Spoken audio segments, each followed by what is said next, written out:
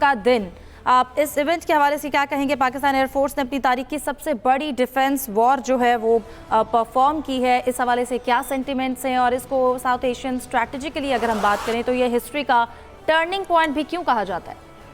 जी, बहुत शुक्रिया आपने इनवाइट किया है। देखिए, ये जंग अक्सर लोग कंफ्यूजन करते हैं कि वर्ल्ड वॉर 2 के बाद ये सबसे बड़ी एयर कॉम्बैट थी।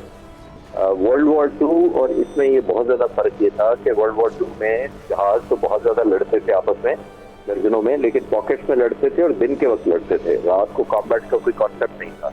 यहाँ पे 125 जहाज हवा में थे और 85 के करीब हिंदुस्तान से, 42 के हमारे जहाज इंडिया के और भी ज्वाइन कर रहे थे। तो ये एक मार्कर रात को 12:30 बजे हुआ था, जब एक दूसरे को देखा नहीं जा रहा था, 150 से 200 किलोमीटर एक दूसरे से दूर थे, और फिर इनको इलेक्ट्रॉनिकली लॉक करके मनूवर करके, और जाहिर है बहुत ही चैलेंजिंग सिचुएशन में जब तकरीबन 125 जहाज हवा में हो और तमाम के तमाम beyond visual range missile less हो, इसका मतलब है तकरीबन 500 मिसाइल उस हवा में इन जहाज़ों पर लगे हुए थे।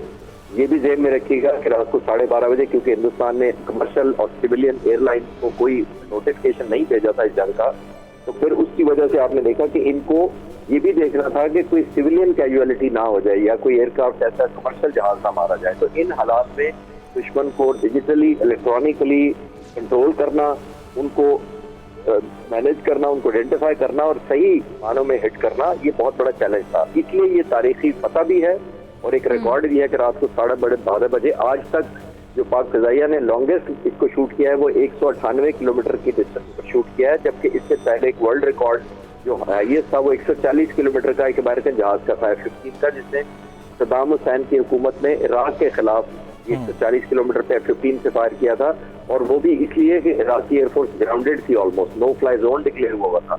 यानी उस माहौल में 140 किलोमीटर पे मारा, जबकि पाक फिजाइया ने तमाम शूटिंग 160 किलोमीटर से 200 किलोमीटर से दरमियान की। तो इसलिए ये अनप्रेसिडेंटेड है, यूनिक है और हिस्टोरिकल है।